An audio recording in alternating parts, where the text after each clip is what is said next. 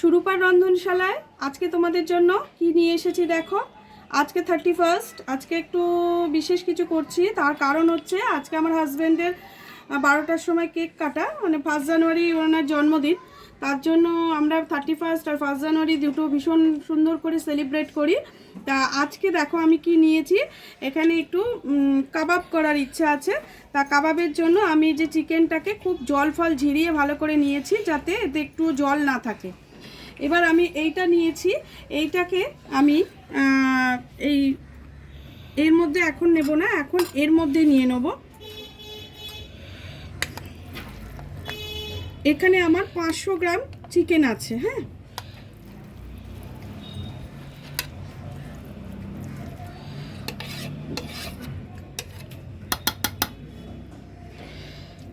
এইবার এর সাথে আমি যেটা দেব, আদা রসুনের পেস্ট দেব।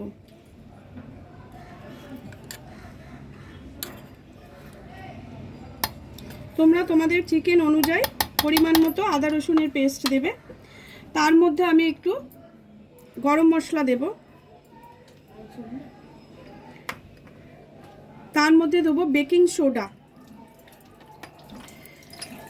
ধনের গুঁড়ো, জিরের গুঁড়ো, কাশ্মীরি লঙ্কার গুঁড়ো। এইটাকে বাইন্ডিংয়ের জন্য আমি এটা দিচ্ছি। আর ধনে পাতা একটু লাগবে, আর লেবুর রস।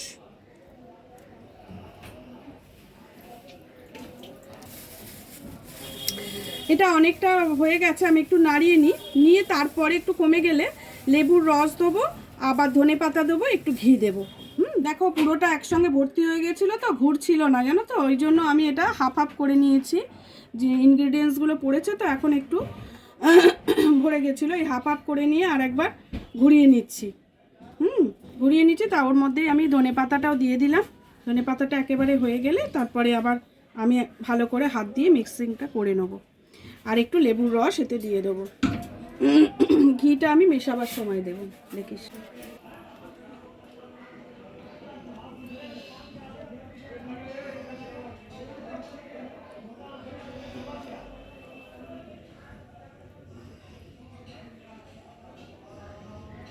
আরো দেবো।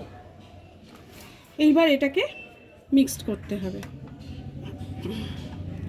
চিলি ফ্লেক্সটা দিয়ে দিচ্ছি।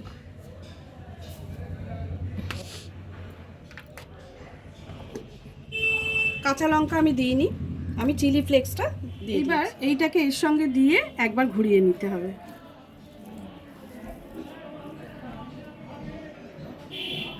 দাঁড়া, এবার লাস্টে নুনটা দেব। নুন এটা যা, পুরোটা একসঙ্গে পেস্ট করে নিয়েছি। দেখো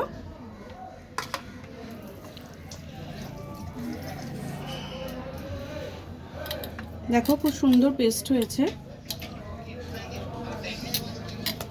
আমি অ্যাপিয়ার করে বলে দেবো লেখাটা 2 তারিখের পরেই দিচ্ছি।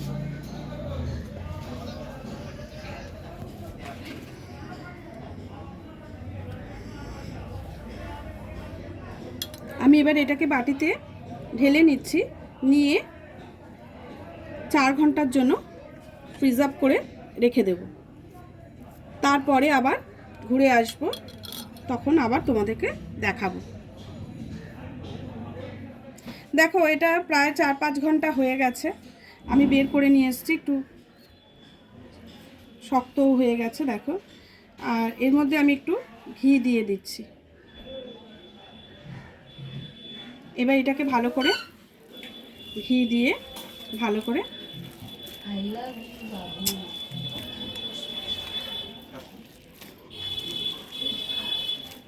মেখে নিচ্ছি। খুব সুন্দর হয়েছে বাটাটা।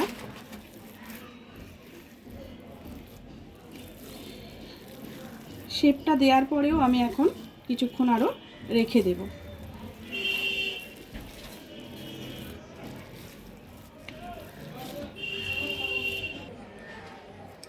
দেখো আমার কাছে শিকটা নেই, তার জন্য আমি কি করছি, চামচের এই মাথাটা আমি নিয়ে নিয়েছি। দেখো চামচের এই হ্যান্ডেলের মধ্যেই আমি রেডি করে ফেলবো। তোমাদের কাছেও যদি না থাকে, এইভাবে ঘরে যদি এই ধরনের কিছু থাকে, তোমরা কিন্তু তাতেই করে ফেলতে পারবে।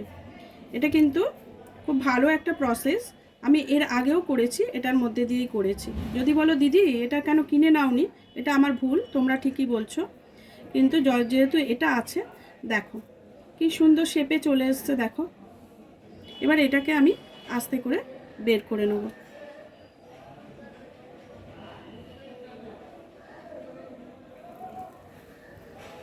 এবার হাত দিয়ে একটু এটাকে এরকম ঘুরিয়ে দেবে, দিলেই তোমার শেপে চলে আসবে। হয়ে গেল। আবার সেকেন্ড রাউন্ড।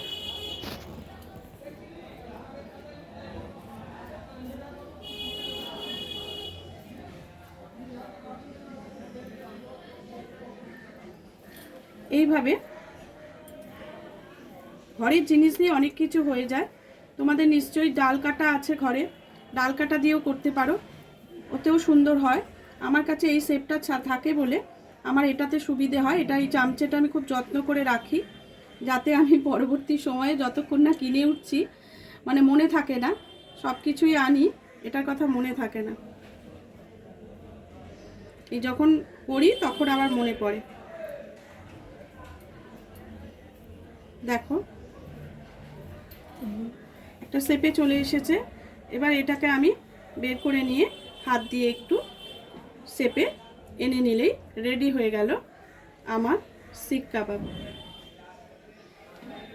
শিক কাবাবটা এইভাবে রেডি করতে হবে। এরপরে পরেরগুলো করে তোমাদেরকে দেখাচ্ছি। দেখো আমার সবকটা কাবাব রেডি হয়ে গেছে। এবারে এগুলোকে আমি এখন আরও কিছুক্ষণ রেখে দেবো, তারপরে যখন এগুলোকে ভাজবো তোমাদের দেখাবো। কেমন? দেখো বন্ধুরা, আমি কিন্তু তাওয়াটা জেলে অলরেডি বাটার দিয়ে দিয়েছি। এইবারে কাবাবগুলোকে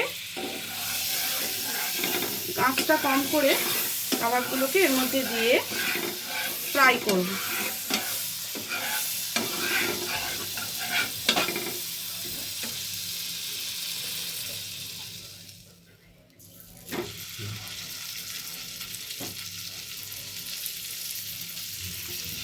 আমি কিন্তু খুব বেশি বড় বড় করিনি, তোমরা তোমাদের প্রয়োজন মতো করে নেবে।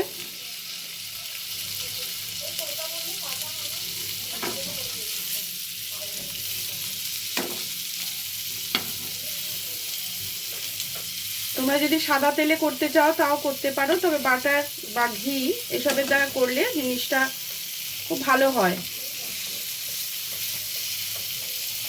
মানে রেস্টুরেন্টে তোমরা যেরকম টেস্ট পাও ওরকম টেস্টই হবে।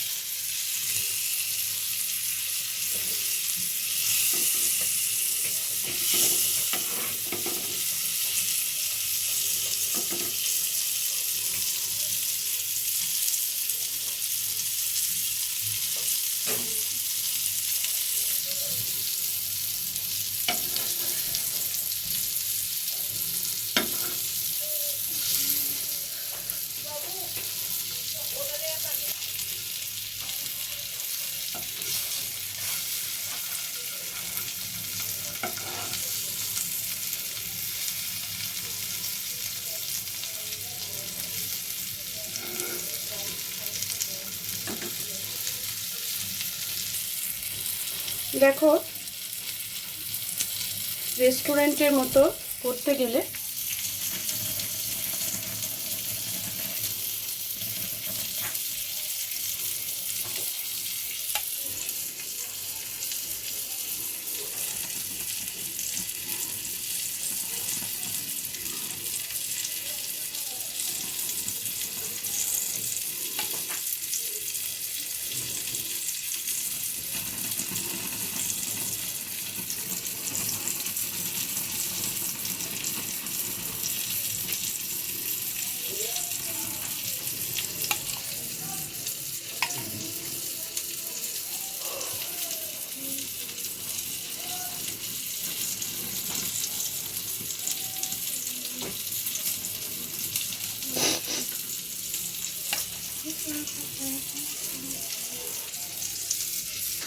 এই জিনিসটা অবশ্যই করতে হবে।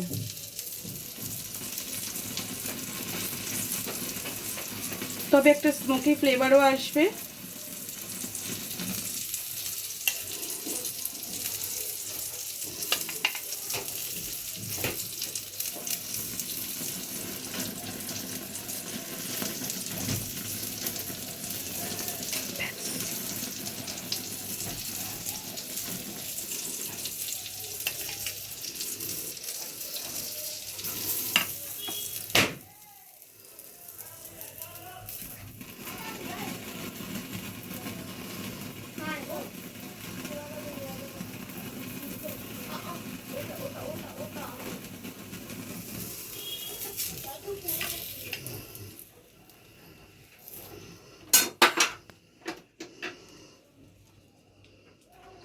একদম রেস্টুরেন্ট টাইপ পুরো তান্দুরির গন্ধ বেরোচ্ছে। শিক কাবাব, এর সাথে একটু মেয়োনিজ দিয়ে দেব। দিলে রেডি হয়ে গেল আমার শিক কাবাব। দেখো, তোমরা এর থেকে বড় বড় সাইজ করে করো, দেখতে খেতে ভালো লাগবে। আমি একটু ছোট করেই করেছি। আর যেভাবে করলাম ওইভাবেই তোমরা করো বাড়িতে, দেখবে ভালোই হবে।